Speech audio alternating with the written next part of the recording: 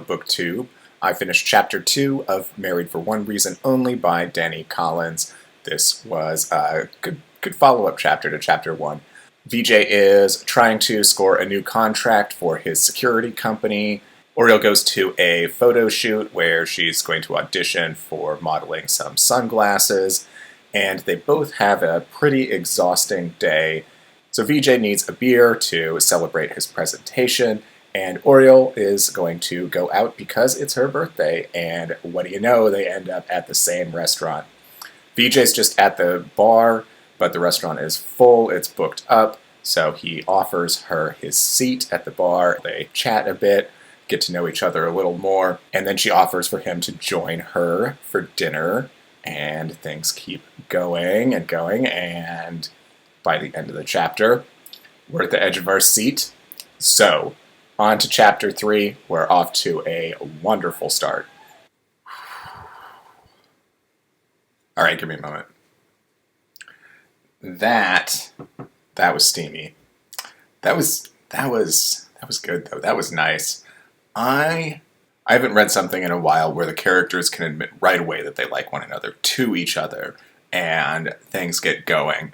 That's always fun, the not holding back, the diving headfirst. I do love a slow burn and the denying feelings and everything and trying to fight it, but there is something also about just going for it. So, some hot and heavy things happen. VJ and Oriel go their own ways, and it's been a while. Oriel sends a naughty picture to the number that VJ left for her, and I love in these stories how you know when anyone sends a sext, it's going to the wrong person. You just know that's happening, and I love it. I love it. I don't care that you can see it coming. It's wonderful, and it was wonderful here, and I think it might come back. It seemed pretty innocent to begin with there, but I don't know. I'm expecting there to be like a darker element to come into play in all of this, so we'll see. I'm excited to keep going. Chapter 4 takes place on a luxury yacht where there's a private party where Oriel is hanging out with this Duke guy who he's like, I kind of picture as like Sylvester Stallone as this old action star who's still trying to live the glory days and all that. Anyway, she's doing it just to try and climb the ranks of Hollywood and all of that. And it's been 3 months since her and VJ had their night, and all of a sudden he's there on this yacht hanging out outside her stateroom, being kind of stalkerish, and yeah, just being kind of weird, ominous, talking about her birth family. Suppose I should talk about some of the underlying elements of this story. So Oriel is a model. She is an orphan and was raised by an opera star, but it's suspected that she is the biological daughter of an ex-Bollywood star who was really big.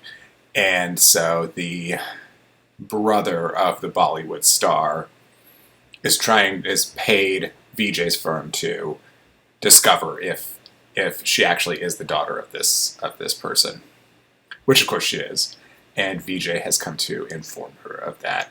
And they're a bit standoffish. She thought she got a wrong number, but realized just read it wrong. And we just need to see if they can get back to where they were before. I'm not liking this whole being cold towards each other. It's not a good look for them, so hopefully they get back to what they're good at. Chapter 4 continues with VJ and Oriel making their way to shore, and Oriel has an incident of being sick on oneself, I believe is how some put it. And almost as a joke, VJ is like, well, you couldn't be pregnant, right? I love it. He tried to like play it off as a joke first, but then in his own head realized like what he was saying. I actually love this reveal here. I don't think I've ever seen it done as just like, they're like, oh. So they go back to VJ's hotel, and he goes to the pharmacy to procure some pregnancy tests. They have some serious talks. essentially they do all they need to, and of course they find out they're having a baby. So things are getting good now, and I'm excited to keep going. 6, VJ's flying home with Oriel to meet the parents, and it's going good. I won't give too much of it away, but they're taking it slow in talking about things because there's the heritage of Oriel, and then there's obviously the baby that needs to come up. It's building perfectly, and also Oriel and VJ are having these cute little moments, and it's they're warming up to each other. Sorry about that. I've got a visitor here. So they're warming up to each other, and that's great. Hi guys, it's been a while in real time since I did a vlog update for Married for One Reason Only by Dani Collins. It's the weekend and Lane had 2 days off, so we're spending time as a family going and doing some stuff, doing errands and fun things too. Rearranging the house, obviously. I've got some of the books behind me. Still in process, as you see there's some blank shelves, so those will be filled in soon. Anyway, chapter 7, we get some more smokiness, not least of all, some heavy hand-holding that I had to tweet about. But the biggest part about chapter 7 is there was a big moment at the end, and it was super sweet. It was pretty out of nowhere, too. Like, I didn't quite see it coming, and it was perfect. It was good. So that means they're going to have to tell mom and dad what's going on and all of that stuff. All those fun conversations that are just great to have, especially when you've just met each other. So there's going to be some wonderful conversations coming up, and it's going to be the cherry on top is that Oriel and VJ pretty much just met. It's going to be great. So I will check in after chapter 8. All right, this will be the last vlog post for Married for One Reason Only by Dani Collins, Harlequin Presents. So I didn't record a vlog for the last, I think it was 2 chapters, so there wasn't much for me to say other than just recapping or spoilering, because there was a twist in here. It was great. It was perfect. It just tied up that end so wonderfully, and also just hooks you in, hopefully for a book number 2.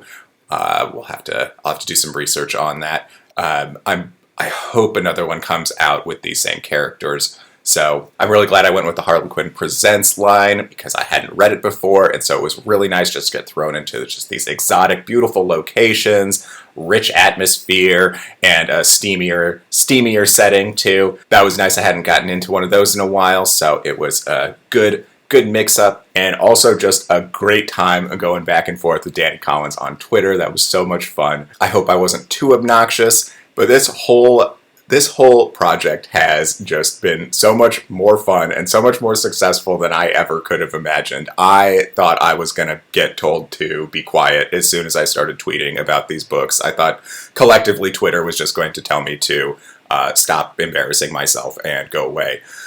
But the opposite has happened. So thank you very much to everyone that's joined along on Twitter, on BookTube, and everything. And we're going to just keep going with it. So announcements on book 3 are going to come soon on Twitter and YouTube, all of that. I'm going to change things up a little bit. So I will make a video just announcing that and a tweet announcing that as well. So once again, thank you to Harlequin Books. Thank you to Dani Collins. Thank you, Mills and Boone, for just allowing all of this to just be such a great experience. And we're just going to keep going with it. And hopefully you stick along. And I see you along the way.